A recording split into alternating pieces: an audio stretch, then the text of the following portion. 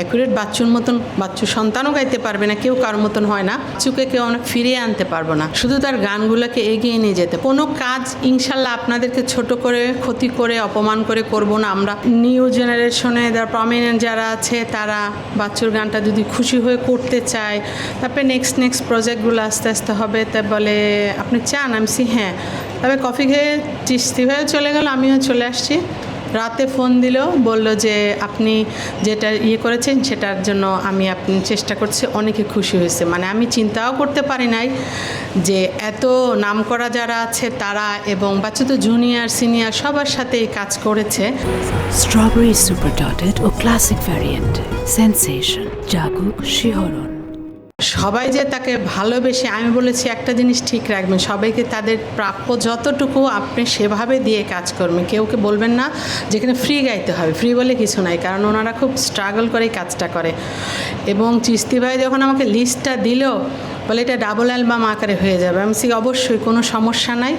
তারপরে তো উনি যেহেতু বাচ্চুর গিটারগুলো নিয়ে আমার একটা ইচ্ছা আছে, স্বপ্ন আছে, কারণ ওই তো ঘরের মধ্যে মোছামুছি করা তো আমার পক্ষে টাফ। কারণ যারা গিটার নিয়ে খেলেন, এখানে বসে আছে বাচ্চুর সহযাত্রীরা, যার বন্ধুরা, তারা এটার মজাটা পাবে। ওই বন্ধ গিটারটারে আটকায় রাখা, সবাই জিজ্ঞেস করে আপনি গিটার কই, ছবি তুলবো। তো আমি ছবি তুলে দেখাবো, আমি তো হয়তো ওই পজিশনে রাখি নাই, ওটা নিয়ে আরও 10টা কথা হবে।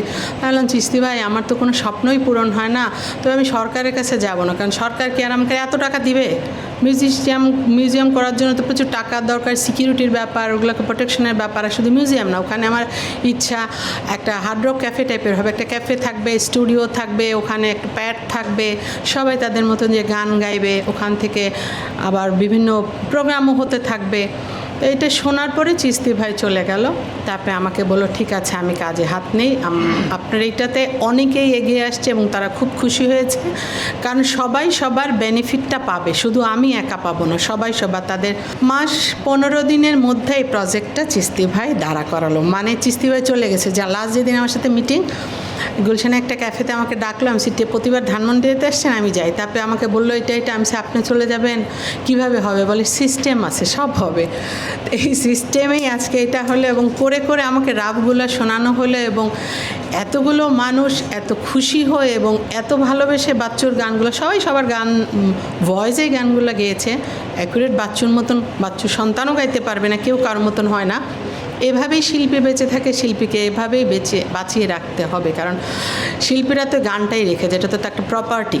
এই প্রপার্টিগুলো নিয়ে যারা গাইবে তারাও খুশি হবে, ভালোবেসে। এই প্রজেক্টের পরে হয়তো ওর তো অনেক অ্যালবাম, অনেক গান, সব গানগুলাই এরকম ক্যাসেট আকারে আসবে আলহামদুলিল্লাহ। আর আপনারা যারা আজকে এসেছেন প্রেসের আমার এই জিনিসটা জানানো দেওয়ার জন্য, কারণ এটার ফার্দার আরও প্রজেক্ট আছে ইনশাল্লাহ, সবগুলা প্রজেক্টেই আপনাদেরকে আমি সাথে পাবো, সাংবাদিক ভাইদের, তার সহযাত্রীদের, বন্ধুদের, গীতিকারদেরকে। কোনো কাজ ইনশাল্লাহ আপনাদেরকে ছোট করে, ক্ষতি করে, অপমান করে করব না। আমরা সবাই একটা যেমন ছিলাম ওভাবেই কাজ করব, ভুল বোঝাবুঝির ঊর্ধ্বে যেয়ে সবাই। কারণ বাচ্চুকে কেউ ফিরিয়ে আনতে পারবো না, শুধু তার গানগুলোকে এগিয়ে নিয়ে যেতে পারবো। যেমন এখানে লাউ ভাই আছে, মানাম ভাই আছে, এটা তো বন্ধু। বাউ ভাইকে তো ব্রাদারের মতন ডাকতাম, আমি সবসময় দেখতাম। বাচ্চু ঘরকে যতটুকু সময় না দিয়েছে, এনাদের সাথে অনেক সময়। আমি হয়তো আমার ম্যারেজ ডেও ভুলে যেত, 2 দিন পরে বাচ্চারা বলতো গতকালকে কিন্তু তোমাদের ম্যারেজ ডে ছিল। তো আমি মেনে নিছি যে মানুষটা এরকম আলাভোলাই থাকবে। তারপরে চলতে চলতে অনেক কিছু ভুল ভ্রান্তি চলে, কিন্তু স্মৃতিগুলো তো থাকে। মানুষটার জন্মদিনে আজকে আমরা সবাই মিলে তাকে হ্যাপি বার্থডে বলে তো তার পর্যন্ত পৌঁছাবে না, 2 রাকাত নামাজ পড়ে যেন তার জন্য 2টা বক্সা দেওয়া হয়, এটাই। আর সবাই যদি কোনো ভুলভ্রান্তি হয়ে থাকে, সবাই নিউ কামার যারা আছেন সবার প্রতি আমার শ্রদ্ধা, ভালোবাসা আমার। আর কষ্ট করে এসেছেন আপনারা, আপনাদেরকে ধন্যবাদ। কিছু বলবেন বন্ধুর জন্য, ভাইয়ের জন্য? অবশ্যই ধন্যবাদ।